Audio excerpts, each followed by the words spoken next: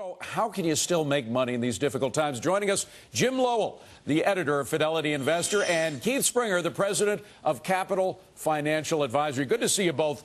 Jim, of the two, I think you're the more pessimistic. As you look at a bounce yesterday and the day before in the market, and you see the market just went positive, or at least the Dow did. Oil continued trading down. Why are you such a pessimist? Well, look, no doubt investors can have the first weekend this summer going to the beach worrying about their tan lines rather than the cancerous effects of Anthony Mazzillo's tan lines on the financial services group. But that doesn't mean that the worst is over. And the reality is the financial services industry is not finding its footing. It's having the street paid for it by the federal government thanks to our tax dollars. Yeah. That is a bailout, not a recovery. It's a great point.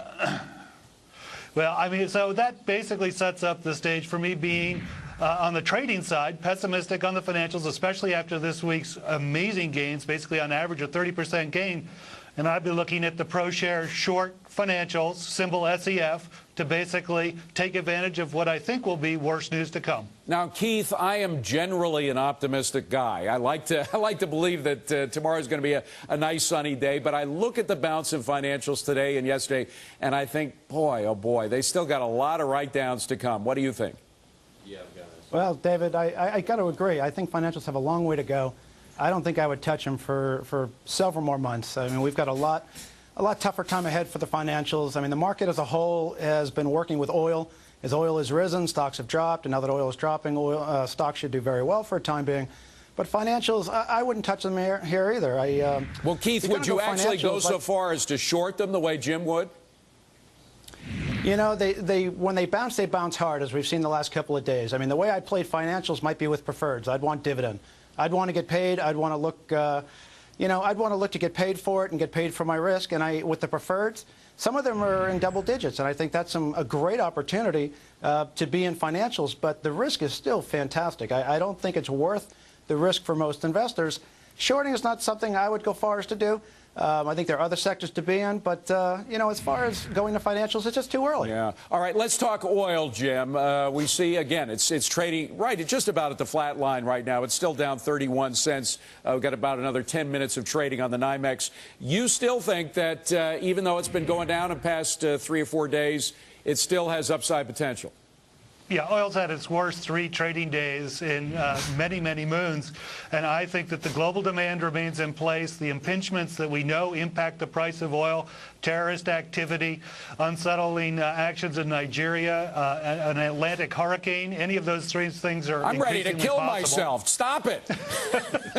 Well, that just means that you can make money in oil. And so I would be looking at the United States Oil ETF, symbol USO.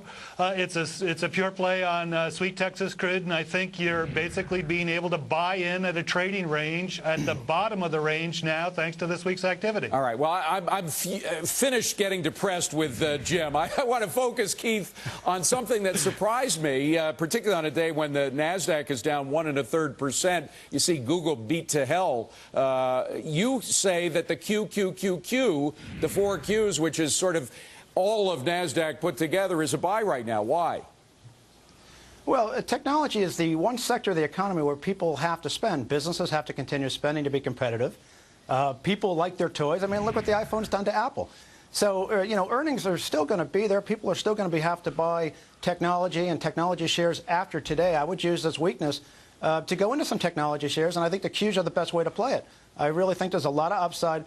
But again, I know you're looking for optimism. I do think the market is going to be strong here because I believe oil will drop down a little bit lower.